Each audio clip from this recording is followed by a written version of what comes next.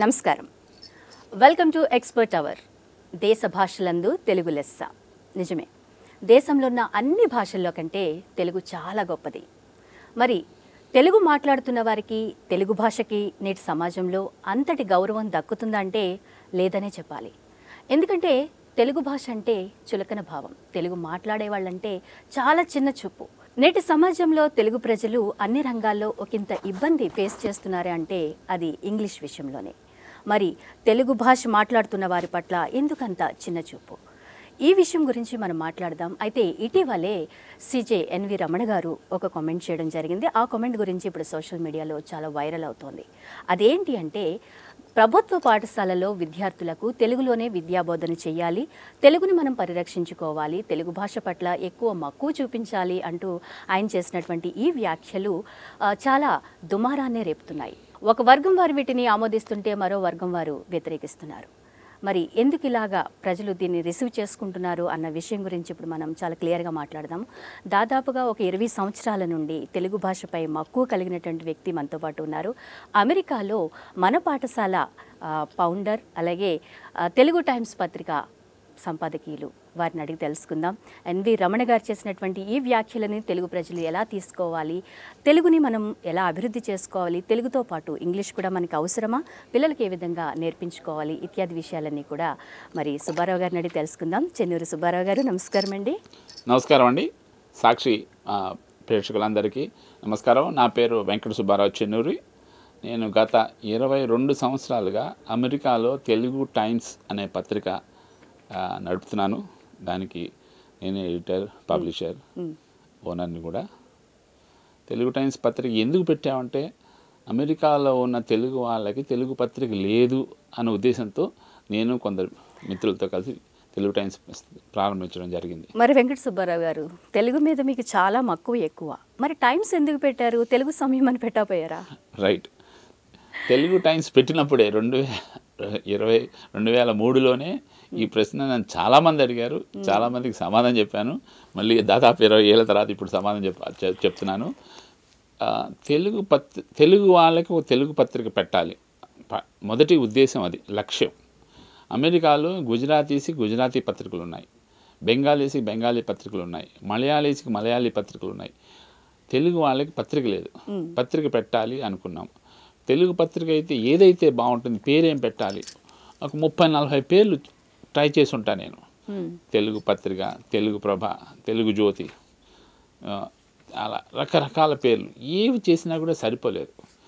Telugu times అంటే దాంట్లో కొంచెం ఒక ఫోర్స్ ఉంది. నేను వెళ్ళే ప్లేసు అంటే ఎక్కడైతే పత్రిక ప్రారంభిస్తున్నామో ఆ ప్రారంభించే కమ్యూనిటీకి అర్థం కావాలి.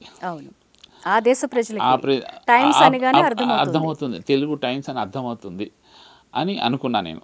తర్వాత ఏమో రెండో పాయింట్, దీనికి సంబంధించింది కాదు, times is a successful brand. సరే, ఒక మొదటిసారిగా వ్యాపారంలోకి దిగుతున్నాను అంటే ఇంతవరకు మంచి ఉద్యోగాలు చేశాను. నేను ఈనాడులో పనిచేశాను, ఉదయంలో పనిచేశాను, ఇండియన్ ఎక్స్ప్రెస్లో పనిచేశాను, మంచి ఉద్యోగం చేసుకున్నాను. అవన్నీ కాకుండా సొంతగా దిగుతున్నాను కదా, సరే ఉంటుంది, ఒక సక్సెస్ఫుల్ బ్రాండ్ని తీసుకుంటున్నాను అన్న ఉద్దేశం కంటే కూడా ఎక్కువగా తెలుగు టైమ్స్ అన్న ఫోర్సు ఇంకో పాయింట్లో రాలేదు నాకు. అందుకని తెలుగు టైమ్స్ పెట్టడం జరిగింది. ఆ తర్వాత అనేక మంది పెద్దవాళ్ళని కలిసాను, తెలుగు పెద్దవాళ్ళని. అమెరికాలోను తెలుగు అంటే ప్రపంచ తెలుగు మహాసభలు జరిగిన అన్ని చోట్ల కూడా నేను అటెండ్ అయినప్పుడు, కలిసినప్పుడు, మాట్లాడినప్పుడు వాళ్ళు కూడా చెప్పింది ఏంటంటే, తప్పు లేదు, మన భాషని వేరే చోటకి తీసుకువెళ్తున్నప్పుడు అక్కడ వాళ్ళకి ఆమోదయోగ్యమైన భాషలో చెప్పడం తప్పు లేదు అని వాళ్ళు కూడా అన్న తర్వాత నేను కూడా కొంచెం సరే, నేను చేసిన పని తప్పు కాదు అని ఇంకా కాస్త ఉత్సాహంతో ముందుకెళ్ళాను. ఆ విధంగా రన్ చేసుకొస్తాను. ఎన్ని సంవత్సరాల నుంచి చేస్తున్నారు ఈ పత్రికను? ఇది ఇప్పటికి 22వ సంవత్సరంలోకి అడుగు పెడుతున్నాను అండి. మార్చితో మళ్ళీ 22గా మళ్ళీ వార్షికోత్సవం చేస్తాం అన్నమాట. అమెరికాలో ఉన్న మొట్టమొదటి తెలుగు పత్రిక. అమెరికానే కాదు, అసలు ఆంధ్రప్రదేశ్ దాటిన తర్వాత బయట అంటే అవుట్ సైడ్ ఆంధ్రప్రదేశ్ ప్రారంభించిన పత్రికగా చెప్పుకోవచ్చు.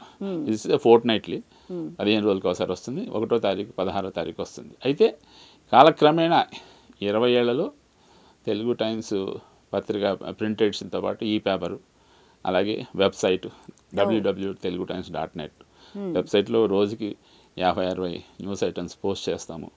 అందులో దాదాపు ఒక 20 దాకా అమెరికాలో ఉన్న తెలుగు వాళ్ళ గురించే ఉంటుంది. ఓకే. అక్కడ షికాగో తెలుగు అసోసియేషన్ వాళ్ళు ఏం చేస్తున్నారు, లేకపోతే తానా వాళ్ళు ఏం చేస్తున్నారు, తెలుగు అసోసియేషన్ నార్త్ అమెరికా తానా అంటారు, ఆటా వాళ్ళు ఏం చేస్తున్నారు, లేకపోతే అక్కడ సినిమాలు ఎలా ఆడుతున్నారు, అమెరికా వ్యాప్తంగా ఉన్న తెలుగు ప్రజలందరూ ఏ ప్రక్కన ఉన్నా కూడా వాళ్ళ యాక్టివిటీస్ ఏంటి అన్నది మన పత్రిక ద్వారా తెలియజేస్తున్నారు. Very good, very good. చేస్తామండి. ఇప్పుడు మన పాఠశాల అన్నది కూడా మీరు అది 2013కి వచ్చేప్పటికి తెలుగు టైమ్స్ 10 సంవత్సరాలు పూర్తి చేసుకుంది. 10 సంవత్సరాలు ఎంత కష్టపడ్డాము, ఏ విధంగా జరిగింది, కష్టం వచ్చిందా, నష్టం వచ్చిందా, లాభం వచ్చిందా, అవన్నీ పక్కన పెడితే 10 సంవత్సరాలు విజయవంతంగా పత్రిక నడిపాం. అదొక చిన్న అచీవ్మెంట్. ఆ సంతోషంలో ఇంకేం చేయొచ్చు, అక్కడ ఉండే తెలుగు పిల్లలకి తెలుగు నేర్పించాలి. అప్పుడు ఈ 10 సంవత్సరాల్లో మాకు అర్థమైంది ఏంటంటే నేర్పించాలని. అప్పటికే అమెరికాలో మనబడి అని ఒక సంస్థ, సిలికాన్ ఆంధ్ర, వాళ్ళు కూడా తెలుగు కోసం చాలా పాటుపడే సంస్థ, వాళ్ళు ప్రారంభించారు మనబడి అని. సో అమెరికాలో చాలా పాపులర్ అయిన ఏదైనా ఉందంటే అది మనబడి. సో మనబడి ఉన్నది, మనం కూడా ఏదైనా అలాంటిది ఏదైనా స్టార్ట్ చేస్తే బాగుంటుంది అనే ఉద్దేశంతో పాఠశాలను ప్రారంభించాం. పాఠశాల ప్రారంభించి దాన్ని విజయవంతంగా దిగ్విజయంగా, ఇక్కడ అందరూ చక్కగా స్కూల్స్ అని పిలుస్తూ ఉంటున్నారు, మీరు అమెరికా వెళ్ళి పాఠశాలను పెట్టాం. అక్కడ ఉద్దేశం ఏంటంటే అక్కడ ఉండే ఎన్ఆర్ఐ పేరెంట్స్ వాళ్ళ పిల్లలకి వాళ్ళని అడిగేది ఏంటంటే, మా పిల్లలు ఇండియా వెళ్తే అమ్మమ్మ తాతయ్యలతో మాట్లాడాలి, లేదా ఫోన్లో అయినా మాట్లాడాలి, కజిన్స్తో మాట్లాడాలి, మాట్లాడటం వస్తే చాలు అనే యంగ్ పేరెంట్సే ఎక్కువ. వాళ్ళ పిల్లలకి మాట్లాడటం రావాలి, ఫస్ట్ పాయింట్ అది. సో వాళ్ళకి మాట్లాడటానికి అనుగుణంగా మేమేం చేసామంటే పాఠశాలలో స్పోకెన్ ఇంగ్లీష్ లాగా స్పోకెన్ తెలుగు, దాని మీద మేము ఎక్కువ కాన్సన్ట్రేషన్ చేసాం. ముందు పిల్లలకి మాట్లాడటం రావాలి, వాళ్ళు ఏదో పద్యాలు మొత్తం నేర్చుకుని దానికి సంబంధించిన మొత్తం ప్రావీణ్యం సంపాదించాల్సిన అవసరం లేదు. వాళ్ళ పేరెంట్స్కి అవసరం లేదు, పిల్లలకి అవసరం లేదు. వాళ్ళకి ఏంటంటే మాట్లాడటం, చదవటం, రాయటం రావాలి. సో అక్కడున్న ఉద్దేశం, ముఖ్య ఉద్దేశం ఏంటంటే పిల్లలకి ముందు వాళ్ళు సంతోషంగా రావాలి, కష్టపడి కాకుండా ఇష్టపడి నేర్చుకోండి భాషని, అమ్మ భాష ఇది, అమ్మ భాష నేర్చుకోండి అని చెప్పి ఆ ఉద్దేశంతో పాఠశాల మొదలెట్టాం అనమాట. ఆ విధంగా పాఠశాలని 7 సంవత్సరాలు రన్ చేసిన తర్వాత ఈ కోవిడ్ టైంలో దాన్ని మేము రన్ చేసే దానికంటే కూడా ఇంకా పెద్ద సంస్థ ఏదైనా ఇస్తే అది ఇంకా బాగా ముందుకెళ్తుంది అనే ఉద్దేశంతో తానా వాళ్ళకి ఇచ్చేసాం అనమాట. పాఠశాల కూడా నాన్ ప్రాఫిట్ ఆర్గనైజేషను, తానా కూడా నాన్ ప్రాఫిట్ ఆర్గనైజేషన్, అంటే లాభాపేక్ష లేని సంస్థ. దాన్ని తానా వాళ్ళకి ఇచ్చేయడం జరిగింది. వాళ్ళు ఇప్పుడు విజయవంతంగా రన్ చేస్తున్నారు. ఇప్పుడు దాదాపు 5,000 మంది పిల్లలు, దాదాపు 50-60 చోట్ల పిల్లలు పాఠశాలలో నేర్చుకుంటున్నారు. వెంకట సుబ్బారావు గారు, ఇప్పుడు చాలామంది ఇక్కడ ప్రజలు, మన ఇండియాలో ఉన్నటువంటి తల్లిదండ్రులు, ఈ 2 తెలుగు రాష్ట్రాల తల్లిదండ్రులు వాళ్ళ పిల్లలు ఇంగ్లీష్లో మాట్లాడాలి, ఇంగ్లీష్ని వాళ్ళు కూడా అలవోకగా మాట్లాడేసేలా ఉండాలి, వాళ్ళు స్కూల్లో నేర్పిస్తే బాగుంటుంది అనేసి ఆశపడుతున్నారు. మీరు అక్కడ ఎలా అయితే మీ పిల్లలకి తెలుగు మాట్లాడడం నేర్పించాలనుకుంటున్నారో, ఇక్కడ వాళ్ళు ఇంగ్లీష్ మాట్లాడడం నేర్పించాలి అనుకుంటున్నారు. అందులో ఏమైనా తప్పుందా? అందులో తప్పేం లేదు. యాక్చువల్లీ చెప్పాలంటే నేను తెలుగు టైమ్స్ అని పేరు ఎందుకు పెట్టానో అని చెప్పాను కదా. నేను తెలుగు టైమ్స్ అంటే అంత క్రితం దాదాపు 20 ఏళ్ళుగా న్యూస్ పేపర్లో ఉన్నా నేను. 20 ఏళ్ళ తర్వాత అనుభవంతో సొంతంగా ఏదైనా చేద్దామనే ఉద్దేశంతో, అమెరికాలో చేద్దామని ఇంకో ఉద్దేశంతో చేశామట. ఇది కమర్షియల్గా ప్రపోజల్ కంటే కూడా ఒక విధమైన సర్వీసు, మన వాళ్ళకి ఏదైనా చేయాలి అన్న సర్వీసు తో ప్రారంభించింది కదా. అప్పటికే నా ఉద్దేశం ఏంటంటే తెలుగు ప్రమోట్ చేయాలి అంటే తెలుగు భాషలోనే మాట్లాడాలి, అన్ని పదాలు తెలుగులోనే మాట్లాడాలనే ఉద్దేశం కాదు. అందరూ తెలుగు మాట్లాడాలి అంతే తప్ప అందరూ ప్రతి పదం తెలుగులో మాట్లాడాల్సిన అవసరం లేదు అని నేను భావిస్తున్నాను. నేను భావించటం కాకుండా నేను అనేక మంది పెద్దవాళ్ళని కలిశాను. వాళ్ళందరూ కూడా నేను చెప్పిన దాంట్లో తప్పు లేదు అని చెప్పారు. ఇప్పుడు సో ఆ ఉద్దేశంతోనే నా మొత్తం నా నా నా భావ ఉద్దేశంతోనే పత్రికను రన్ చేస్తున్నా అన్నమాట. అంటే చాలా పదాలు ఇప్పుడు అంటే తెలుగు భాషని తెలుగులోనే మాట్లాడాలి, ప్రతి పదం తెలుగులోనే వాడాలని చెప్పి మనం మారుస్తున్నాం. కానీ దాన్ని మార్చడం వల్ల ఎంతమంది దాన్ని ఆమోదించారు అనేది పత్రిక వాళ్ళు చూడట్లేదు. కొన్ని పత్రికలు అయితే పూర్తిగా తెలుగులోనే మాట్లాడాలి, తెలుగులోనే రాయాలి ప్రతి పదం, ఇంటర్నెట్ అనకుండా అంతర్జాలం అనాలని. నాకు తెలిసి ఇప్పుడు ప్రతి గ్రామంలోకి వెళ్ళండి, ఓ 10 మందిని అడగండి అంతర్జాలం అంటే ఏంటి, ఇంటర్నెట్ అంటే ఏంటి. వాళ్ళకి ఇంటర్నెట్ అంటేనే తెలుస్తుంది. సో ఇంటర్నెట్ అని వాడచ్చు, తప్పులేదు. అంతర్జాలం అని వాడితే మనం తెలుగు భాషని బాగా మనం ప్రమోట్ చేస్తున్నాము, తెలుగు భాషను మనం గౌరవించినట్టు కాదు. ఇంటర్నెట్ అనే భాష వాడచ్చు, కానీ తెలుగులో మాట్లాడితే సరిపోతుంది. ఇది ఇప్పటి సమకాలీన పరిస్థితుల్లో పాటించాల్సిన విషయం అని చెప్పి నేను భావిస్తున్నాను. మరి ఇప్పుడు ఎన్వి రమణ గారు అన్నటువంటి ఆ డైలాగ్స్ని, ఆ కామెంట్స్ని మనం ఎలా తీసుకోవాలి? ఎందుకు గవర్నమెంట్ స్కూల్స్లో తెలుగులోనే బోధించాలి అనేసి ఆయన అంటున్నారు?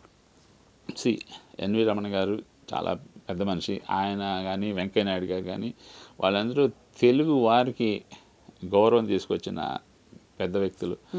వారన్న మాటని మీద కామెంట్ చేసే ఉద్దేశం నాకు లేదు. అయితే ఏంటంటే వన్న పాయింట్లో కొంతవరకు ఏకీభవిస్తాను, కానీ పూర్తిగా ఏకీభవించాను నేను కూడా. ఎందుకంటే ఇందాక నుంచి చెప్పిన వాడే, ఇప్పుడు మన తెలుగు రాష్ట్రాల్లో 600 ఇంజనీరింగ్ కాలేజీలు ఉన్నాయి. ఇప్పుడు దాదాపు అందరూ కూడా బీఎస్సీ BA మానేసి ఇంజనీరింగ్ చదువుతున్నారు. ఆడపిల్లలు కూడా చదువుతున్నారు. వాళ్ళందరూ కూడా ఇంజనీరింగ్ పాస్ అవుతున్నారు కూడా, డిగ్రీలు కూడా వస్తున్నాయి. ఎంతమందికి ఉద్యోగాలు వస్తున్నాయి, ఎలాంటి వారికి ఉద్యోగాలు వస్తున్నాయి మీరు చూడండి.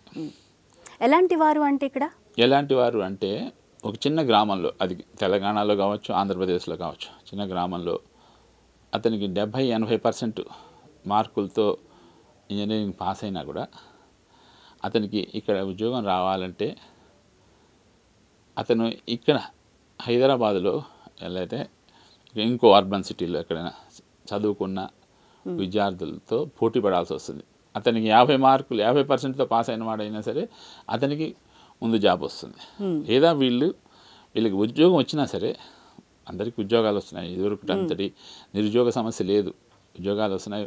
Thanks to IT industry, it is really given a boon to middle class families అందరూ వాళ్ళ పిల్లల్ని చదివించడం కాకుండా హైదరాబాదు లేకపోతే బెంగళూరు పంపించి వాళ్ళకి కావాల్సిన మళ్ళీ ట్రైనింగ్ ఇంకో 3 నెలల కోర్సు 6 నెలల కోర్సులు చేయించి వాళ్ళకి ఉద్యోగాలు వచ్చేలా చేస్తున్నారు. ఉద్యోగాలు వస్తున్నాయి కూడా. కానీ డెఫినెట్గా ఈ అర్బన్ స్టూడెంట్స్కి ఉన్న అడ్వాంటేజ్ వాళ్ళకి లేదు.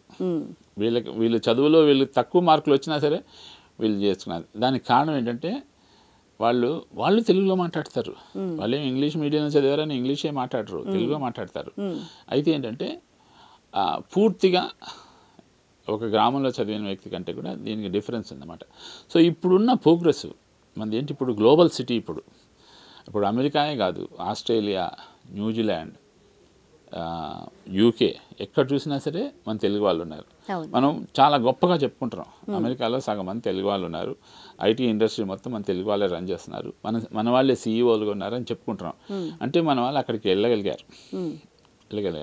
అలాగే అక్కడి నుంచి ఇక్కడ కూడా వస్తున్నారు కదా. ఇప్పుడు హైదరాబాద్లో బిజినెస్లు ఉన్నాయి, ఇప్పుడు వైజాగ్లో బిజినెస్లు ఉన్నాయి. వీటికి బయట వాళ్ళు వస్తేనే ఈ ప్రోగ్రెస్ జరుగుతుంది. ఈ పురోగతి జరగాలి అంటే అందరూ అందరితో సమానంగా ఉండాలి. ఇప్పుడు సో అందువల్ల ఏంటంటే వేరే భాష నేర్చుకోవడంలో తప్పు లేదు, తెలుగులోనే మాట్లాడాలి. అంత మాత్రాన ఇంగ్లీష్ నేర్చుకోవడం తప్పు కాదు, ఇంగ్లీష్ కూడా నేర్చుకోవాలి. ఇప్పుడు మన ఆంధ్రప్రదేశ్ ప్రభుత్వం అంటే గవర్నమెంట్ ప్రొసీడింగ్స్ అన్నీ కూడా తెలుగులో నే ఇద్దామని అంటున్నారు అన్నమాట. అలాగే తెలంగాణ ప్రభుత్వం కూడా, ముఖ్యమంత్రి రేవంత్ రెడ్డి గారు కానీ చంద్రబాబు నాయుడు గారు కానీ వాళ్ళు జీవోలు కూడా ఇచ్చారు. సో ఈ విధంగా రావాలని. ఇంకా చెప్పాలంటే ఈవెన్ న్యాయ వ్యవస్థలో కూడా, అంటే కోర్టులో కూడా ప్రొసీడింగ్స్ అన్నీ తెలుగులో ఉండాలి, జడ్జిమెంట్లు కూడా తెలుగులో ఉండాలి అంటున్నారు. ఇవన్నీ మంచిదే, కానీ ఒక గవర్నమెంట్ జీవో తెలుగులో వస్తే దాన్ని మళ్ళీ ఎంతమందికి అర్థమవుతుంది? ఇంగ్లీష్లో కూడా వేరే కాపీ ఇంగ్లీష్లో ఉండటంలో తప్పు లేదు. తెలుగులోనే ఉండాలి, ఇంక వేరే భాషలో ఉండకూడదు అనకూడదు అని నా ఉద్దేశం. అయితే ఇప్పుడు అనేక ఇతర దేశాలు చూద్దాం, వాళ్ళ మాతృభాషనే మాట్లాడతారు, మాతృభాషలోనే మాట్లాడతారు. ఇక్కడికి వచ్చినా కూడా ఇప్పుడు జర్మనీ ఉంది, వాళ్ళు జర్మన్ భాషలో, ఫ్రెంచ్ వాళ్ళు ఎంత వాళ్ళ నేషనల్ ప్రెసిడెంట్ వచ్చినా కూడా మాట్లాడతారు. అదే పద్ధతిలో ఇప్పుడు ఈ మధ్య కాలంలో ఇదివరకు కంటే కూడా కొంచెం బీజేపీ గవర్నమెంట్ వీళ్ళు వచ్చిన తర్వాత వాజ్పేయి గారు వెళ్తే నేను హిందీలోనే మాట్లాడతాను అన్నారు, హిందీలోనే మాట్లాడారు. ఆ విధంగా గౌరవం తీసుకురండి, కానీ వాళ్ళకి అర్థం కావాలంటే అఫ్కోర్స్ దాని తర్వాత వాళ్ళు హిందీ నుంచి ఇంగ్లీష్లో ట్రాన్స్లేట్ చేసుకున్నారు. ఇప్పుడు కూడా మనకి రష్యా నుంచి ప్రెసిడెంట్ వచ్చాడు, మన దగ్గర మాట్లాడుతున్నాడంటే మధ్యలో ఒక ట్రాన్స్లేటర్ ఉంటాడు, మాట్లాడతారు. సో ఆ విధంగా మాతృభాషను పెంచుకోవడానికి మీరు ఏం చేయాలంటే చేయండి, కానీ వేరే భాషను కూడా నేర్చుకోండి, ఎందుకంటే పురోగతి కోసం, ప్రోగ్రెస్ కోసం. ఇప్పుడు స్కూల్స్లో, గవర్నమెంట్ స్కూల్స్లో ఇంగ్లీష్లో నేర్పించడం వల్ల రాబోయే తరాల వాళ్ళకి ఇంగ్లీష్ చాలా ఈజీగా వస్తుంది. వాళ్ళు ప్రపంచ దేశాల్లో ఏ మూలకి వెళ్ళినా కూడా నెగ్గుకు రాగలుగుతారు. అండ్ ఇప్పుడు అప్డేట్ అవుతుంది అంతా కూడా, ఏఐ వస్తుంది అండ్ చాట్ జీటీపీ అని, ఇట్లా మనం ఇంటర్నెట్ యూస్ చేస్తున్నాము, సోషల్ మీడియా చాలా ఫాస్ట్గా ఉంది. పిల్లలు అప్డేట్ అవ్వాలి అంటే, ఇంగ్లీష్ నేర్చుకోవాలి అంటే విద్యా దశలోనే వాళ్ళకి నేర్పిస్తూ ఉంటే, ఇప్పుడు మాతృభాష అన్నది ఒకళ్ళు కూర్చోబెట్టి నేర్పించాల్సిన అవసరం లేదు. ఇంట్లో వాళ్ళతో మాట్లాడుతూ ఉంటే వస్తుంది, అమ్మతో మాట్లాడుతూ ఉంటారు కాబట్టి ప్రతి ఒక్కరికి వారి మాతృభాష అనర్గళంగా వచ్చేస్తూ ఉంటుంది. దాంట్లోనే బోధించాలి అనకుండా ఇంగ్లీష్లో బోధించడం వల్ల పిల్లలకి ఆ దశలో చక్కటి నాలెడ్జ్ వచ్చి వాళ్ళు ఇంకా పరిపూర్ణంగా తయారవడానికి ఆస్కారం ఉంటుంది. విదేశాల్లో మంచి మంచి ఆపర్చునిటీస్ తెచ్చుకోవడానికి ఉంటుంది. ఇండియా డెవలప్ అవడానికి బాగుంటుంది.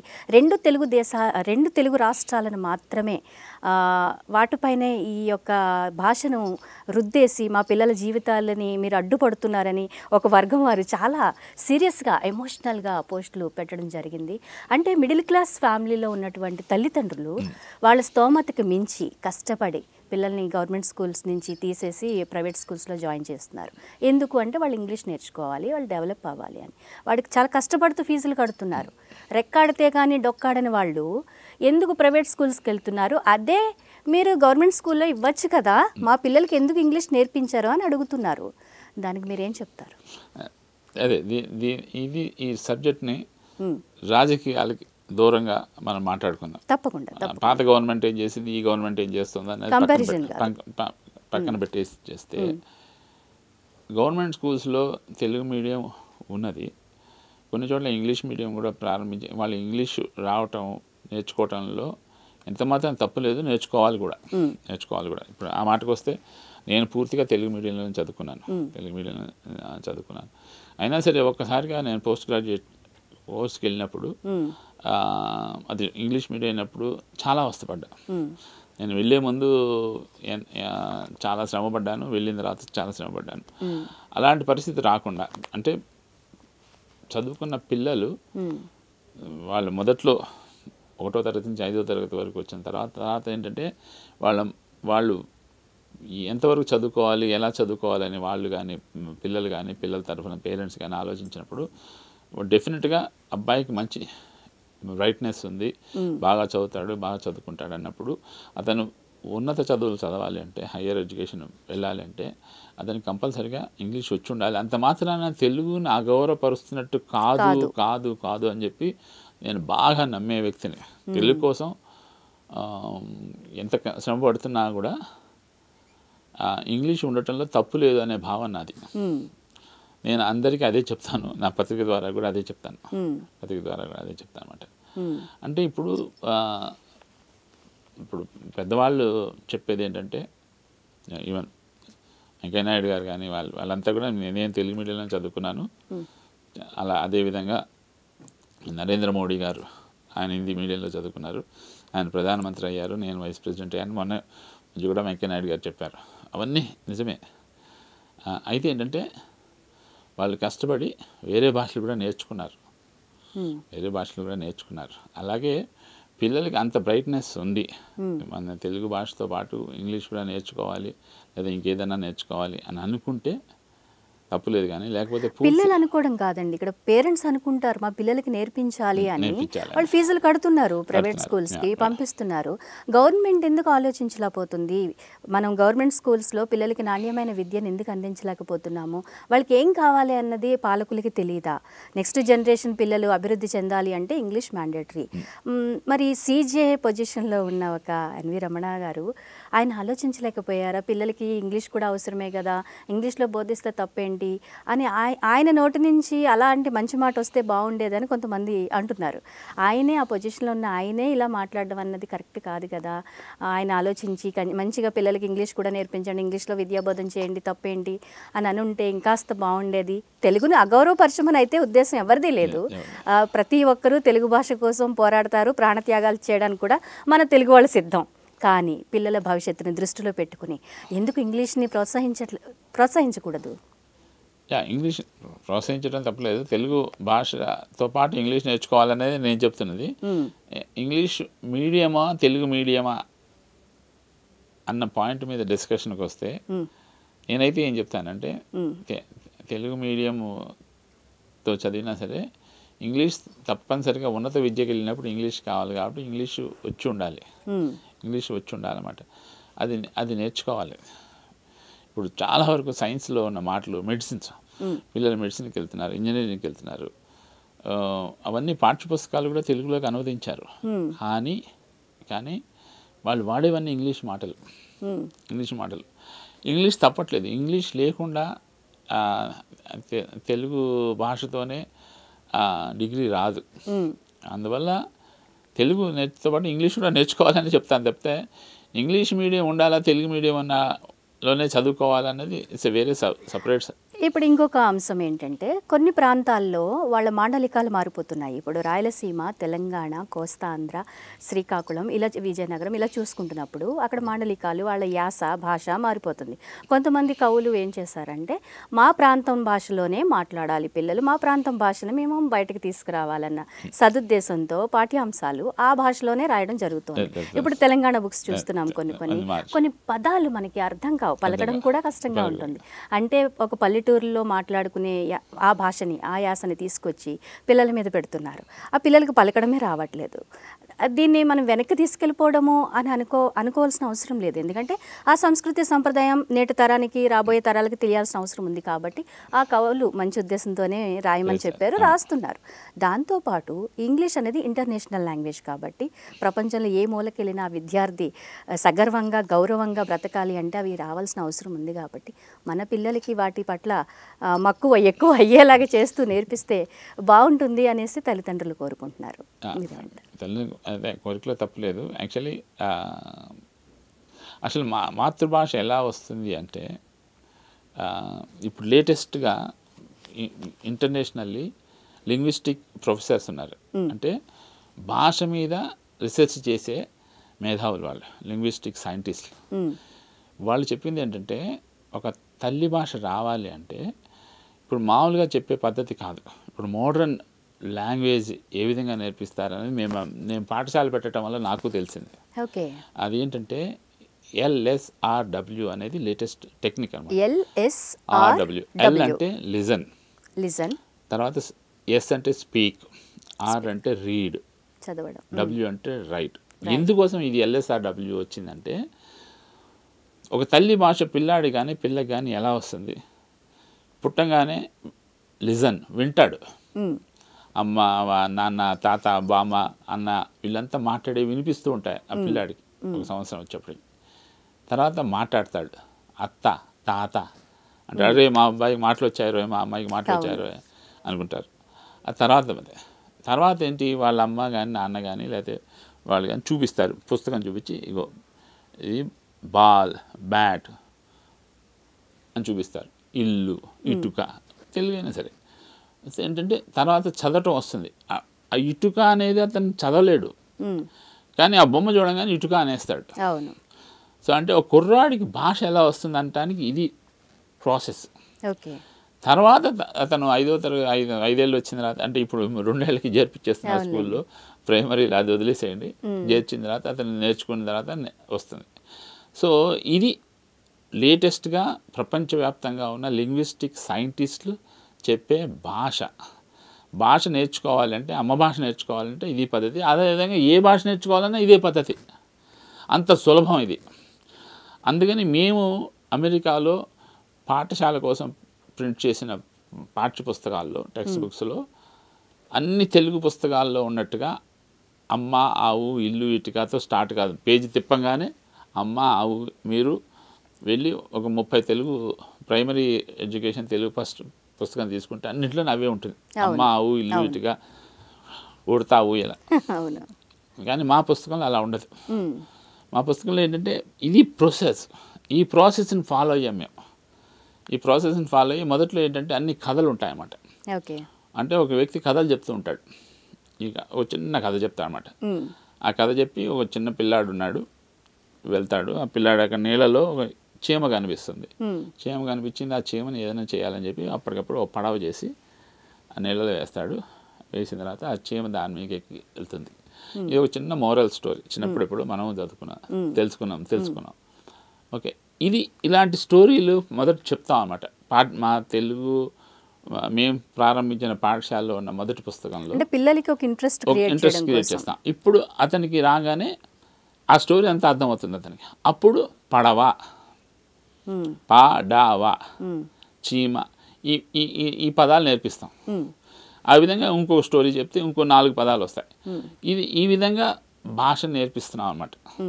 సో LSRW ఫాలో అయ్యి పాఠ్యపుస్తకాలు చేర్పించాం. సో ఇందులో చాలా శ్రమ పడ్డాం. ఎంత శ్రమపడి ఆ దేశంలో పిల్లలకి అర్థమయ్యేటట్టుగా మనం ఉండాలని చెప్పి దీన్నే మళ్ళీ ఆన్లైన్లో తీసుకొచ్చి ఆన్లైన్లో ఇచ్చి ఇదంతా చేసాం.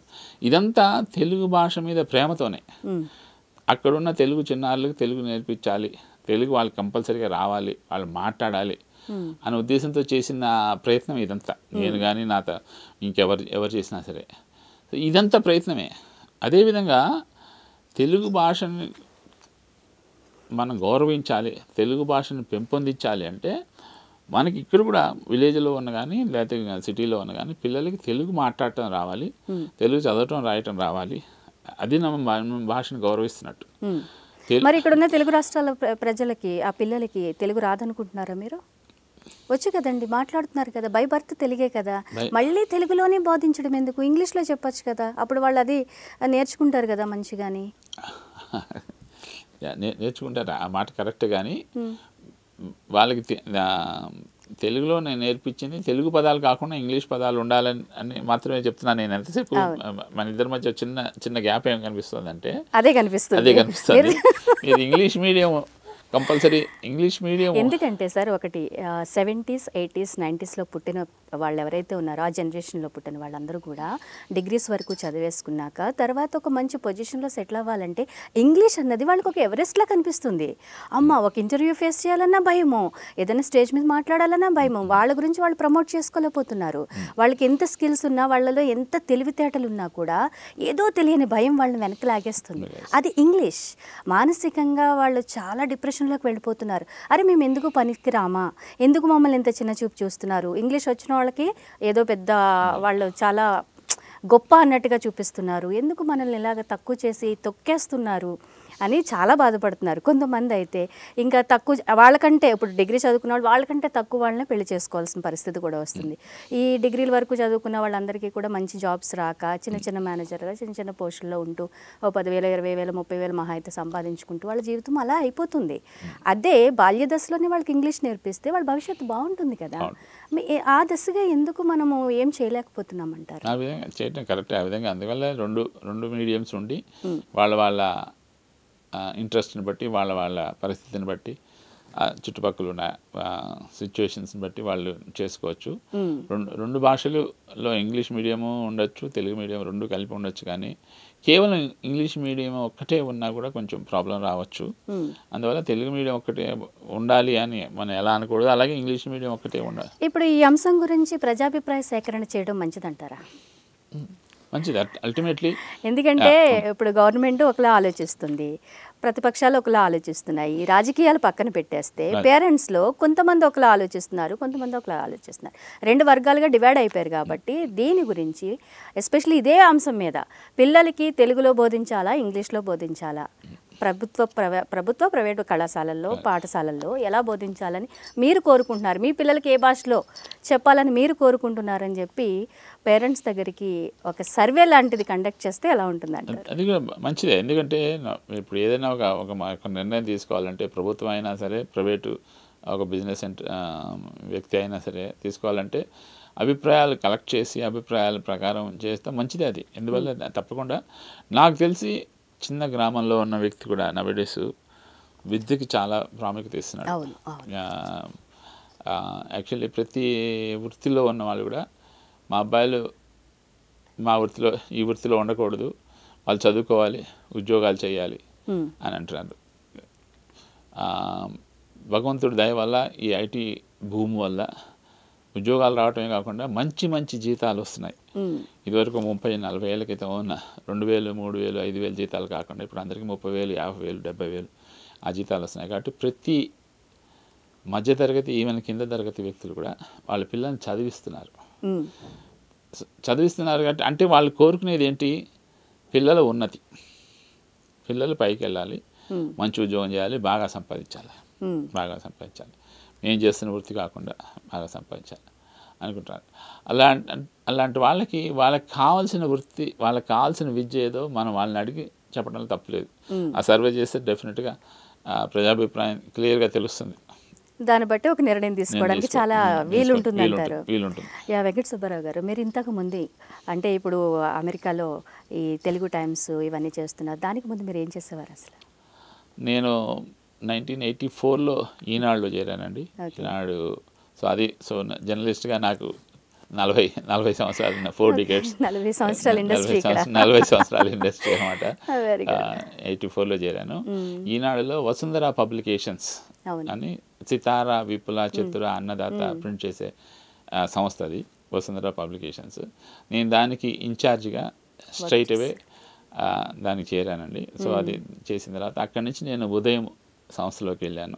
5 ఏళ్ళు ఈనాడులో పనిచేసిన తర్వాత 5 ఏళ్ళు ఉదయంలో కూడా నేను మొదట 1 సంవత్సరం కార్పొరేట్ జనరల్ మేనేజర్గా, తర్వాత చీఫ్ ఎగ్జిక్యూటివ్గా ఉదయం మొత్తం సంస్థ మొత్తం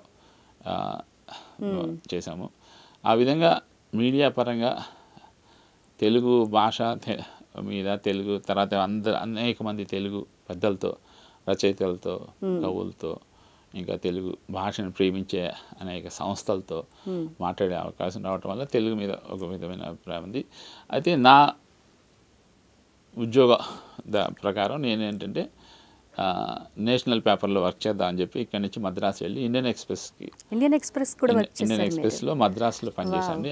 5 స్టేట్స్ ఇండియన్ ఎక్స్ప్రెస్ సౌత్ మొత్తం అనమాట. అంటే భువనేశ్వర్ అంటే ఒరిస్సా, ఆంధ్రప్రదేశ్, తమిళనాడు, కర్ణాటక, కేరళ 5 కలిపి ఇండియన్ ఎక్స్ప్రెస్ సౌత్ అంటారు అన్నమాట. దాంట్లో నేను సేల్స్ వింగ్కి హెడ్గా ఉన్నాను అనమాట. ఆ విధంగా మొత్తం సౌత్ అంతా కూడా తిరిగేవాడిని. ఈ లోపలే నేను అనుకోకుండా ప్రపంచ తెలుగు మహాసభలు అమెరికాలో జరిగిన 92లో జరిగిన మహాసభలు, 93లో జరిగిన సభలు, 94లో జరిగిన మహాసభలకి వెళ్ళే అవకాశం దొరికింది. దాని మీద అక్కడ ఉన్న ప్రజలు వాళ్ళ సంస్థలతో ఒక విధమైన కనెక్షన్ వచ్చింది. ఆ కనెక్షన్తోనే నేను సొంతగా ఏదైనా చేద్దాం, ఒక 20 ఏళ్ళ అనుభవం వచ్చింది. సీనియర్ పొజిషన్స్లో చేశాను, భగవంతుడి దయ వల్ల అంతా బాగానే జరిగింది. ఏదైనా సొంతగా చేద్దాం అన్నప్పుడు ఇది ఒక ఏమంటారంటే ఒక ఆపర్చునిటీ, ఒక అవకాశం లాగా అనమాట. అమెరికాలో తెలుగు వాళ్ళ కమ్యూనిటీ అప్పటికి 2nd లార్జెస్ట్ తెలుగు కమ్యూనిటీ ఇండియన్స్లో తెలుగు వాళ్ళు 2ndలో ఉన్నారు. గుజరాతీస్ ఫస్ట్, తెలుగు 2nd ఉన్నారు. వీళ్ళకి పేపర్ లేదు, మనం పేపర్ పెడదాం అనుకున్నామన్నమాట. అప్పుడు స్నేహితుల సహాయంతో తెలుగు టైమ్స్ 2003లో స్టార్ట్ చేసాం. వెంకయ్య నాయుడు గారే దాన్ని అప్పుడు 2003 తానా మహాసభల్లో తెలుగు టైమ్స్ సంచిక విడుదల చేశారు. అప్పటి నుంచి అమెరికాతో అనుబంధం ఆ విధంగా కొనసాగుతుంది. అయితే ఏంటంటే అమెరికాలో పేపర్ కొనరు, తెలుగు వాళ్ళు మరీ కొనరు. ఎందుకంటారు? ఫ్రీగా ఇవ్వాలి, ఫ్రీగా ఇవ్వాలి, అడ్వర్టైజ్మెంట్స్తోనే ఉండాలి, ఓకే, అడ్వర్టైజ్మెంట్స్తోనే ఉండాలన్నమాట. నేనేంటంటే అప్పుడు నా పరిస్థితులు, నేను అప్పుడు పిల్లలు ఇంకా వాళ్ళు హైయర్ ఎడ్యుకేషన్లోకి వచ్చారు, కాలేజీ లెవెల్లోకి వస్తున్నారు, హై స్కూల్ కాలేజ్ లెవెల్ ఉన్నారు, నాకు 2 అబ్బాయిలు. సో నేను అమెరికా వెళ్ళి అక్కడే సెటిల్ అయ్యి దీన్ని తెలుగు టైమ్స్ రన్ చేద్దామని అనుకోలేదు. అటు ఇటు తిరుగుతూ చేద్దాంలే అనుకున్నమాట. ఆ విధంగా చేసామట. ఈ తెలుగు టైమ్స్ రన్ అవ్వటం కోసం తర్వాత నాకున్న సొంత భావాలుతో నేను అనేక పనులు చేశామన్నమాట. అనేక పనులు చేయటం జరిగింది. వైఎస్ రాజశేఖర రెడ్డి గారి అమెరికా ట్రిప్ 2007లో జరిగింది.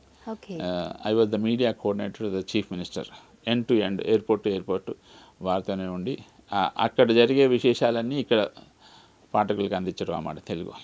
2007లో అలా స్టార్ట్ అయింది. తర్వాత చంద్రబాబు నాయుడు గారు సీఎంగా ఉండగా కూడా అలాగే చేశాం. ఆ విధంగా తర్వాత అనేక మంది తీసుకెళ్ళడం జరిగింది. అలాగే 2010లో తిరుమల తిరుపతి దేవస్థానం వాళ్ళని అడిగి అమెరికాలో శ్రీనివాస్ కళ్యాణం ప్రపోజ్ చేసి వాళ్ళందరినీ తీసుకెళ్ళి. ఓకే, వెంకట సుబ్బారావు గారు, ఖండాంతరాలు దాటిన శ్రీనివాసుడు అని చెప్పి అప్పుడు చాలా టైటిల్స్తో డిఫరెంట్ టైటిల్స్తో న్యూస్ వచ్చింది.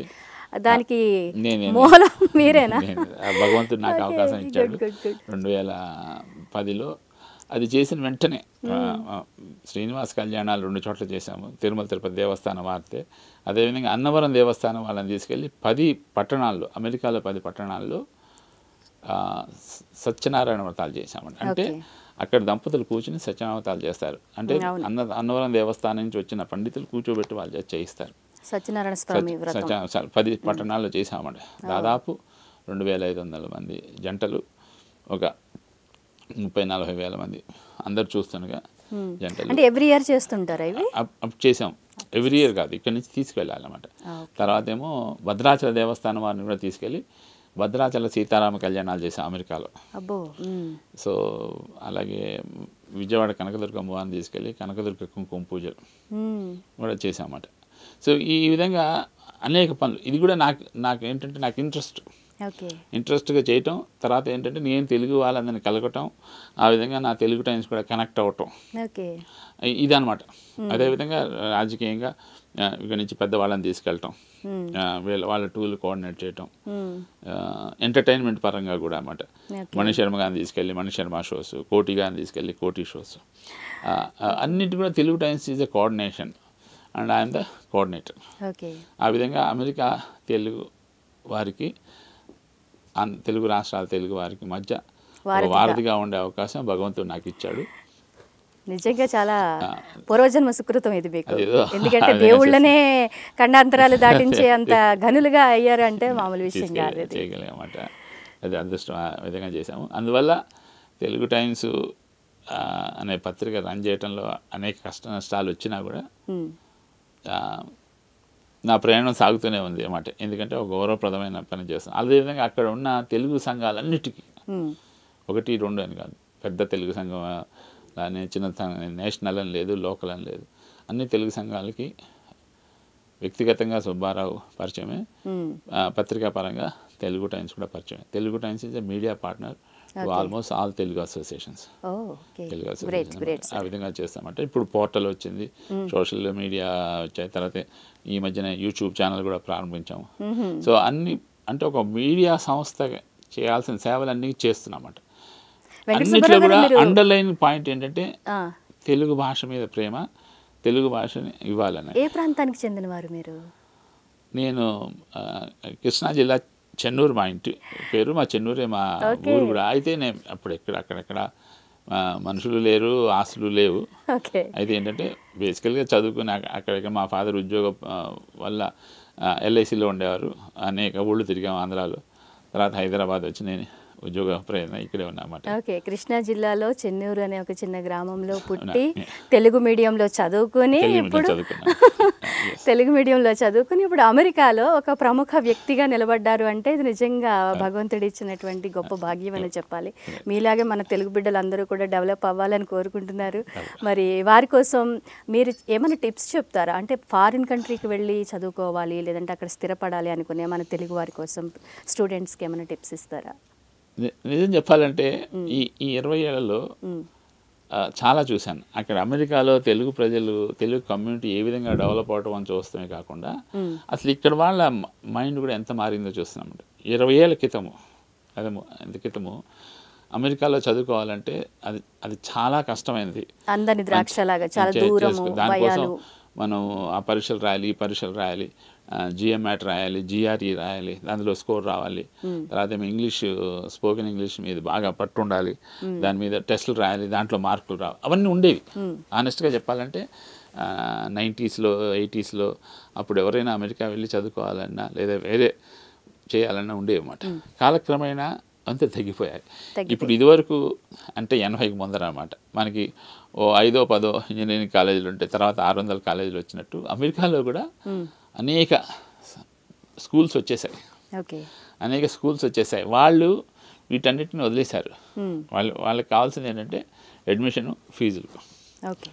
కుర్రాళ్ళు వచ్చి అడ్మిట్ అవ్వాలి, వాళ్ళకి కావాల్సిన ఫీజులు కట్టాలి. ఇది కొత్తగా ట్రెండ్. అంటే పెరుగుతున్న ఐటీ ఫీల్డ్, దానికి కావాల్సిన డిమాండ్తో పాటు ఈ వీళ్ళని తయారు చేయాల్సిన పని కూడా పడింది. ఇప్పుడు ఇన్ని కాలేజీలు ఎందుకు వచ్చాయంటే అది రిక్వైర్మెంట్ అది. అలాగే అమెరికాలో కూడా అదే రిక్వైర్మెంట్. సో ప్రైవేట్ కాలేజెస్ చాలా వచ్చేసాయి, కొన్ని 100 కాలేజీలు వచ్చాయన్నమాట. ఈ కాలేజీలు రావటం వల్ల అందరికీ చదువుకునే అవకాశం ఉందన్నమాట. సో ఇప్పుడు ఏమవుతుందంటే ఇక్కడున్న పేరెంట్స్ కూడా ఇదివరకుట్లాగా కాకుండా, ఇదివరకు హైదరాబాద్ పంపాలన్నా కూడా ఆలోచించేవాళ్ళు. ఒక గుడివాడ నుంచో లేకపోతే ఒక భీమవరం నుంచో హైదరాబాద్ పంపాలన్నా ఎందుకురా, మనకి ఇక్కడే చూసుకుందిగా, మన పొలం చూసుకుందిగా అని వాళ్ళు అన్నమాట. ఇప్పుడు నాకంటే ముందు పిల్లల కళ్ళ ముందు చదువుకుంటే బాగుంటుంది. ఇప్పుడు ఏంటంటే నేను 20 ఏళ్ళలో చూస్తుంటాను, అనేక మందిని కలుస్తుంటాను, నా అడ్వైజ్ అడుగుతుంటాను అనమాట. మా అబ్బాయిని పంపించేస్తానండి, ఎంత అవుతుంది, ఏమవుతుంది, 1 ఎకరం అమ్మేస్తాను, వాడు సెటిల్ అవుతాడు కదా అంటారన్నమాట. ఇదివరకు లేదు. ఇప్పుడు ఏంటంటే 1 ఎకరం అమ్మేసినా సరే మన అబ్బాయిని అమెరికా పంపించేద్దాం అనే ఆలోచన తల్లిదండ్రుల్లో ఉంది. వెళ్ళి అక్కడికి వెళ్ళి చదువుకుందాం అన్నమాట. ఇప్పుడు అమెరికాలో దాదాపు 20 lakhs దాకా ఉన్నారు తెలుగు వాళ్ళు. We are the largest Indian community in USA. 2 million people అన్ని చోట్ల అన్నమాట. ఇప్పుడు ఇండియన్ కౌన్సిల్, ఇప్పుడు మన కౌన్సిలేట్స్ లాగా అక్కడ ఇండియన్ కౌన్సిలేట్స్ ఉన్నాయి. ఇప్పుడు అమెరికన్ కౌన్సిలేట్ ఇక్కడ అమెరికా హైదరాబాద్లో ఎలా ఉందో అలా అక్కడ కూడా ఉన్నాయి. ఈ కౌన్సిలేట్ వాళ్ళు ఇచ్చే స్టాటిస్టిక్స్ చూస్తుంటే ప్రతి సంవత్సరం అలా వస్తూనే ఉన్నారు. మన లాస్ట్ ఇయర్ ఇండియా మొత్తం మీద 4 లక్షల మంది స్టూడెంట్స్ వెళ్ళారు. అంతక్రితం 3 లక్షల మంది వెళ్ళారు. అంటే ఇదివరకు 1 లక్ష మందిని పంపే వాళ్ళకి ఇప్పుడు ఇంకా వాళ్ళు కూడా పెంచేశారు, తీసుకెళ్తున్నారు. ఇప్పుడు ట్రంప్ వచ్చాడు, వీసాలు తగ్గిపోతాయి, లేదా బైడెన్ వచ్చాడు, వీసాలు పెరుగుతాయి, అవన్నీ పక్కన పెట్టేస్తే విద్యా అవకాశాలు బాగా వస్తున్నాయి. ఇదివరకుట్లాగా రకరకాల ఫిల్టర్స్ లేవు, మీరు అది పాస్ అవ్వాలి, నీకు ఇంత స్కోర్ రావాలి లేదు. పిల్లలందరూ హైదరాబాదు రావటం, లేదా బెంగళూరు, లేదా ఇప్పుడు విజయవాడలో కూడా వచ్చున్నాయి. విజయవాడలో కూడా ఈ కోచింగ్ సెంటర్స్కి వెళ్ళటం, study centres, study abroad centres ఉన్నాయి. వాళ్ళు పూర్తి స్థాయిలో మీకు ట్రైనింగ్ ఇస్తారు. అప్లికేషన్స్ ఎలా పెట్టాలి దగ్గరించి, ఏ యూనివర్సిటీని సెలెక్ట్ చేసుకోవచ్చు, ఎలా సెలెక్ట్ చేసుకోవాలి, ఫీజులు కట్టడం దగ్గరించి వీసా పంపించడం కూడా చేస్తున్నారు. సో ఇప్పుడు ఉద్యోగావకాశాలు ఉన్నాయి, వెసులుబాటు పెరిగింది. అక్కడికి వచ్చిన వాళ్ళు కూడా వాళ్ళు ఇంగ్లీష్ మాట్లాడే వాళ్ళు కాదు, వాళ్ళు తెలుగే మాట్లాడతారు. అయితే ఏంటంటే ఇంగ్లీష్ కూడా మేనేజ్ చేయగలగాలి. అది చేసుకుంటామండి. అనర్గళంగా మాట్లాడకపోయినా పర్వాలేదు కానీ కొన్ని అన్న వాళ్ళు మేనేజ్ చేయగలిగేలా ఆ విధంగా స్కిల్స్ డెవలప్ చేసుకోవాలి. ఆ విధంగా చేస్తామన్నమాట. ఆ విధంగా బాగున్నది. ఖచ్చితంగా తీసుకోవాల్సినటువంటి జాగ్రత్తలు ఏముంటాయి అంటే అమెరికా వెళ్ళాలి అనుకునే స్టూడెంట్స్ కానీ వాళ్ళ పేరెంట్స్ కానీ?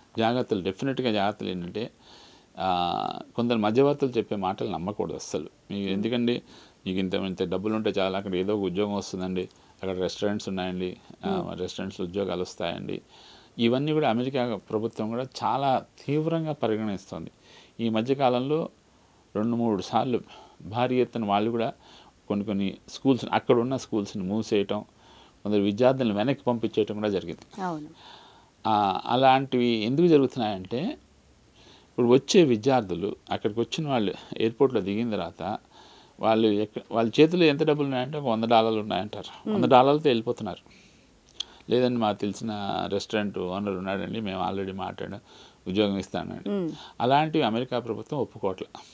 లీగల్గా నువ్వు అడ్మిషన్ తెచ్చుకొని చదువుకుంటూ తర్వాత ఉద్యోగం చేయొచ్చు.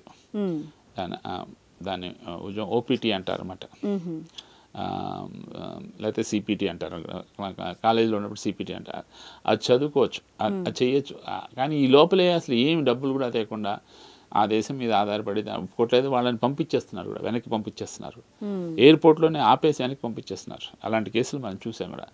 అందుకని అలాంటి చేసుకోకుండా జాగ్రత్తగా చదువు ప్లస్ అక్కడ వెళ్ళి చదువుకోవటానికి కావాల్సిన చిన్న సైజు స్తోమత, ఎక్కువ అక్కర్లా. భారీ ఎత్తున అవసరం లేదు. కావాలి లక్షలు అయితే కావాలి. అంటే ఒక యూనివర్సిటీలో అంటే ఫర్ ఎగ్జాంపుల్ ఒక స్టూడెంట్ వెళ్ళి అక్కడికి వెళ్ళి ఎంఎస్ చేయాలి, స్థిరపడాలి అనుకుంటే ఎన్ని లక్షలు కావాలంటారు? ఎన్ని లక్షలు కావాలంటే నార్మల్గా ఒక మంచి కాలేజీకి సెమిస్టర్కి $10,000 అవుతుంది. రెండు సెమిస్టర్ చదవాలి సంవత్సరానికి, అంటే $20,000. అక్కడ ఉండాలంటే ఒక $5,000, ఒక 10,000. సో అయితే మొదటి సంవత్సరం గట్టిగా చదువుకుంటే రెండో సంవత్సరానికి అట్లీస్ట్ అక్కడ ఏదైనా చిన్న ఉద్యోగం సంపాదించి తన ఖర్చులు తను చేసుకోగలిగే అవకాశం ఉంటుంది. సో ఆ విధంగా చూసినా కూడా మీకు ఒక $25,000 అంటే 20 లక్షలు పైన, 20 లక్షలు అయితే ఉండాలి. వీళ్ళందరూ ఏంటంటే బ్యాంకులు మంచి లోన్లు ఇచ్చేస్తున్నారు, తీసుకెళ్తున్నారు. దాదాపు అక్కడ ఉద్యోగం రాగానే వాళ్ళు కూడా మొదటి 4-5 సంవత్సరాల్లో ఆ లోన్లు కట్టేస్తున్నారు, పేరెంట్స్ మీద కూడా ఇబ్బందిని పెట్టకుండా. అంటే ఏదో చిన్న సైజు ఆస్తి ఉండి పేరెంట్స్ పంపిన విద్యార్థులే కాకుండా బ్యాంకు లోన్లు పెట్టి టిపికల్ మధ్యతరగతి ఫ్యామిలీ వాళ్ళు కూడా పిల్లల్ని పంపిస్తున్నారు, వాళ్ళు చదువుకుంటున్నారు, ఆ బ్యాంక్ లోన్లు కడుతున్నారు. ఇదంతా మంచి వాతావరణం, మంచి పరిణామం. ఇది ఇంకా ఇంకా ఇంకా పెరుగుతుంది తప్ప తగ్గదు. ఇది గవర్నమెంట్ స్కూల్స్లో చదువుకునే వాళ్ళకి యూఎస్ వెళ్ళే అవకాశం ఉంటుందండి? ఉంటుందండి. మీరు మళ్ళీ అక్కడికి వచ్చారు. నేను అక్కడికే వెళ్తున్నాను, ఎందుకంటే ఎన్నో అనుమానాలు ఉంటాయి కదండి. ఇప్పుడు పేరెంట్స్కి అంత నాలెడ్జ్ ఉండదు, వాళ్ళు ఏవో చిన్న చిన్న పనులు చేసుకుంటూ గవర్నమెంట్ స్కూల్ అనేసరికి మనం అర్థం చేసుకోవచ్చు. కొంచెం మధ్య తరగతికి సంబంధించిన కుటుంబాలు అవి, వాళ్ళకి ఆశలు ఉంటాయి, ఆశయాలు ఉంటాయి, వెళ్ళాలన్న కోరికలు ఉంటాయి. కానీ ఎవరిని అడగాలి, ఎలా వెళ్ళాలి, ఏంటి ఏం అర్థం కాని సిచ్యువేషన్. ఈ లాంగ్వేజ్ అన్నది మెయిన్ అడ్డొస్తూ ఉంటుంది. కాబట్టి అలాంటి అపోహలన్నీ మీలాంటి ఎక్స్పర్ట్స్తో మేము క్లియర్ చేసుకోవాల్సిన టైం కాబట్టి అందువల్ల కంపల్సరీగా ఇంగ్లీష్ నేర్చుకోవాలి, ఇంగ్లీష్ రావాలి. తెలుగును భాషని ప్రమోట్ చేయటం, LRSW అనే ఫార్ములాని యూజ్ చేసుకుని అంటే భాష నేర్చుకోవాలని. అంటే ఇప్పుడు హైదరాబాద్లో కూడా అనేక మంది పిల్లలు ఉన్నారు, ఇక్కడ కాన్వెంట్స్లో చదువుతున్నారు. వాళ్ళు తెలుగు మాట్లాడతారు తప్ప తెలుగు చదవటం రాయటం రాదు. వాళ్ళందరికీ కూడా నేర్పించాలి. అది కంపల్సరీగా పేరెంట్స్ చేయాల్సిన పని ఏంటంటే అది. ప్రభుత్వ పాఠశాలలో తెలుగు మీడియం ఉందా లేదా అన్నకంటే కూడా ప్రతి వ్యక్తి కూడా తెలుగు మాట్లాడటం, చదవటం, రాయటం రావాలి పిల్లలకి.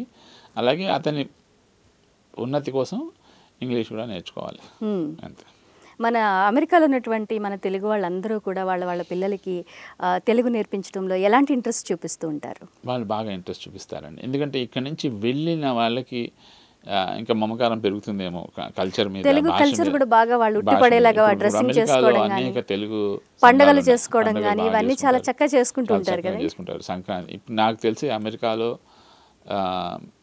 కూచిపూడి నేర్చుకునే పిల్లలు హైదరాబాద్ కంటే ఎక్కువ మంది ఉన్నారు. కూచిపూడి స్కూల్స్ కూడా, పిల్లలకు నేర్పించే స్కూల్స్ కూడా. ఎందుకంటే అక్కడ కంపల్సరీగా పిల్లలకు నేర్పిస్తారు. మేము కూడా ఈ పాఠశాల పెట్టినప్పుడు ఏం చెప్పామంటే, మీ పిల్లలకి మీరు డ్రాయింగ్ నేర్పించడానికి పంపిస్తున్నారు. చిన్న పిల్లలకి 5 ఏళ్ళు రాగానే ఫుట్బాల్, క్రికెట్, అవుట్డోర్ స్పోర్ట్స్ నేర్పిస్తారు. అలాగే చెస్ లాంటి ఇండోర్ గేమ్స్ నేర్పిస్తారు. డ్రాయింగు లాంటివి నేర్పిస్తారు. ఇన్ని స్కూల్స్కి పంపిస్తున్నారు. అలాగే మా పాఠశాలకు కూడా పంపించి తెలుగు నేర్పించండి అని మేము ప్రమోట్ చేసామన్నమాట. సుబ్బారావు గారు, అక్కడ అంత టైం ఉంటుందంటారు? అంటే ఇక్కడ మన పిల్లలకి స్కూల్కి వెళ్ళి వాళ్ళు ఇచ్చిన హోంవర్క్లు చేసుకోవడానికి ట్యూషన్స్కే టైం సరిపోవట్లేదు. ఇంకా వేరే యాక్టివిటీస్ అంటే ఏదైనా ఒక ఆర్ట్ నేర్పించాలి అన్నప్పుడు టైం కావాల్సి వస్తుంది. అక్కడ పిల్లలు అక్కడ కరికులం ఈజ్ డిఫరెంట్ అండి. అక్కడ స్కూలు రీడింగ్ మెటీరియల్ కానీ, స్టడీ మెటీరియల్ కానీ, తర్వాత ఏమో వాళ్ళ కరికులం ఈజ్ డిఫరెంట్. అక్కడ ఏంటంటే ఓవరాల్ పర్సనాలిటీ డెవలప్మెంట్ చిన్నప్పటి నుంచి స్టార్ట్ అవుతుంది. ఈవెన్ ప్రైమరీ ఎడ్యుకేషన్ టైంలోనే వాళ్ళు స్కూల్లో ఏదైనా పని చేస్తే వాటికి వాలంటీర్ సర్టిఫికేట్ ఇస్తారు. ఆ సర్టిఫికేట్ ఉంటే మంచిదన్నమాట. అంటే ఏదో ఒక కార్యక్రమం చేయాలి, స్కూల్లో క్లీన్ చేయడం కార్యక్రమం చేయాలి, లేదా గార్డెన్ క్లీన్ చేయడం, గార్డెన్ సరి చేయడం కార్యక్రమం చేయాలి. పిల్లలందరికీ అలాంటివి నేర్పిస్తారు. తర్వాత అక్కడ వెళ్ళి బయట ఏదైనా సేవ చేసి వస్తే దానికి సర్టిఫికేట్, దానికి కూడా మంచి దానికి మార్కులు ఇస్తారు. ఒక గుర్తింపు ఇస్తారు. గుర్తింపే కాదు, వాళ్ళు పాస్ అవడానికి అవి కూడా కావాలి మార్కులు. దానికంటే ఇంటర్నల్ మార్క్స్ లాగా ఇస్తారు అనమాట. అందుకోసం అవన్నీ చేస్తారు పిల్లలు. అలాగే స్పోర్ట్స్ ఉండాలి. అలాగే ఇంకో భాష నేర్చుకోవాలంటారు వాళ్ళు కూడా. ఇంటర్నేషనల్ లాంగ్వేజ్ ఇంకోటి నేర్చుకోమంటారు కంపల్సరీగా. ఏ భాష నేర్చుకోమంటారు ఇంగ్లీష్తో పాటు? వాళ్ళ చాయిస్ అది, వాళ్ళ చాయిస్ అనమాట. ఆ చాయిస్ ఇప్పుడు అది నేర్చుకోమంటారు. ఇప్పుడు మనబడి వాళ్ళు ఆల్రెడీ ఆ సర్టిఫికేట్ తెచ్చుకున్నారు. మనబడి వాళ్ళు 9వ తరగతి చదివి 9, 10 చదివితే వాళ్ళు వేరే ఇంకో ఇంటర్నేషనల్ లాంగ్వేజ్ నేర్చుకునే బదులు తెలుగు నేర్చుకున్నాం అని చెప్పింది. ఆ సర్టిఫికేట్ దానికి సరిపోతుంది. అది వాళ్ళు అది సాధించగలిగారు. ఎప్పటి నుంచో ఉంది, ఎస్టాబ్లిష్ అయిన సంస్థ కాబట్టి. ఆ విధంగా చేశారన్నమాట. పిల్లలకి అవన్నీ నేర్పిస్తారన్నమాట. అందువల్ల అక్కడ ఏంటంటే టైం ఉంటుంది. తర్వాత పేరెంట్స్ కూడా ఏంటంటే పిల్లలకి వాళ్ళ కరికులర్ యాక్టివిటీ ఏముంటే అవి వాళ్ళు ఏదో ఎలా పడితే అలా పోయి ఫ్రెండ్స్తో తిరగటం కాకుండా వాళ్ళ ఇంట్రెస్ట్ ఏమున్నది అని మొదట్లోనే ఆ ప్రైమరీ ఎడ్యుకేషన్ టైంలోనే 4-5 చోట్లకి పంపిస్తారు. పేరెంట్స్ తీసుకెళ్తారు, తీసుకొస్తారు. తీసుకెళ్తే వాళ్ళకి ఏది ఇంట్రెస్ట్ ఉంటుంది దాంట్లో ముందుకెళ్తారు. ఆ విధంగా వెళ్తారు అన్నమాట. ఓకే అండి. వెంకట సుబ్బారావు గారు, ఇప్పుడు చివరిగా మీరు పబ్లిక్ ఏం చెప్పాలనుకుంటున్నారు? అంటే తెలుగు భాష గొప్పతనం గురించి చాలా చక్కగా వివరించారు. అలాగే నేటి సమాజంలో పిల్లలకి తెలుగుతో పాటు ఇంగ్లీష్ కూడా ఆవశ్యకత గురించి కూడా తెలియజేశారు. మన సాక్షి ప్రేక్షకులకి మీరు ఏం చెప్పాలనుకుంటున్నారు? ఎన్వి రమణ గారు అన్న మాటల గురించి, వాళ్ళు బాధపడుతున్న విధానం గురించి అన్నిటిని మనం ఇప్పుడు డిస్కస్ చేస్తున్నాము. ఓవరాల్గా ఏం చెప్పాలనుకుంటున్నారు? తెలుగు నేర్చుకోవాలి కంపల్సరీగా. అది మన మాతృభాష, అది మన భాష. మనం గౌరవించుకోవాలి. మన ఇందాక చెప్పినట్టుగానే జర్మన్స్, ఫ్రెంచ్ వాళ్ళు, చైనీస్ ఎవరైనా సరే వాళ్ళ భాషలో మాట్లాడుకుంటున్నారు, ఎంత పెద్ద ఉద్యోగం చేస్తున్నా సరే. ఆ విధంగా తెలుగు భాషలో మాట్లాడటం ఎంత మాత్రం తప్పు కాదు. తెలుగువాడు గౌరవంగా తెలుగు మాట్లాడుకోవాలి. అదేవిధంగా తెలుగువాడు పైకి రావాలంటే వేరే భాష కూడా నేర్చుకోవాలి. అందులో అది కంపల్సరీ. ఏం చెప్పాలంటే నాకు తెలుగు భాష ఒక్కటి చాలు అనుకునేది మాత్రం తప్పది. నువ్వు ఉద్యోగంలో పైకి రావాలి, లేదా నువ్వు నీ జీవితంలో పైకి రావాలి, నువ్వు వేరే వ్యాపారం చేసినా ఉద్యోగం చేసినా సరే కావాలి అంటే, ఇప్పుడు ఎందుకంటే గ్లోబల్ విలేజ్ అయిపోయింది కాబట్టి వేరే చోటకైనా వెళ్ళి, నువ్వు ఢిల్లీ వెళ్ళి పనిచేయాలి, బాంబే వెళ్ళి పనిచేయాలి, లేదా అమెరికా అక్కర్లేదు పనిచేయాలి, చెన్నై వెళ్ళి పనిచేయాలి, బెంగళూరు వెళ్ళి పనిచేయాలి. ఈ ఐటీ ఉద్యోగాలు వచ్చిన తర్వాత ఎక్కడ వెళ్ళాల్సి వస్తుందో వాళ్ళకే తెలియదు. ఏ రోజైనా క్షణంగా నువ్వు ఆన్ సైట్ వెళ్ళాలి, విజిట్ ఉంది, నువ్వు అమెరికా వెళ్ళాలి, న్యూజిలాండ్ వెళ్ళాలి అని చెప్తారు. సో అందువల్ల కంపల్సరీగా ఇంగ్లీష్ కూడా నేర్చుకోవాలి అనేది నా personal opinion. Okay, thank you very much అండి వెంకట సుబ్బారావు గారు. చాలా విషయాలు తెలియజేశారు. Thank you very much. మరి చూసారు కదా, ఇంగ్లీష్ కూడా నేర్చుకోవాల్సిన అవసరం చాలా ఉంది. తెలుగును కూడా కాపాడుకోవాల్సినటువంటి బాధ్యత ప్రతి ఒక్క తెలుగువారిపై ఉంది. మరి ఎన్వి రమణ గారు అన్నటువంటి మాటల్ని వక్రీకరించకుండా వాటితో పాటు మనకి ఉపయోగపడేటువంటి ఇతర లాంగ్వేజెస్ని కూడా LRSW అనే యొక్క ఫార్ములాను ఉపయోగించి చక్కగా నేర్చుకోండి. మీరు ఇక్కడ మన తెలుగు రాష్ట్రాల్లో పిల్లలకి ప్రభుత్వ కళాశాలల్లో, పాఠశాలల్లో ఏ లాంగ్వేజ్లో బోధించాలి అని మీరు కోరుకుంటున్నారో కామెంట్లో తెలియచేయండి. ఈ వీడియో మీకు నచ్చినట్లయితే లైక్ చేసి షేర్ చేయండి. ఇది వాళ్ళ ఎక్స్పర్ట్ అవర్. మరో ఎక్స్పర్ట్తో మళ్ళీ కలుద్దాం. Stay tuned.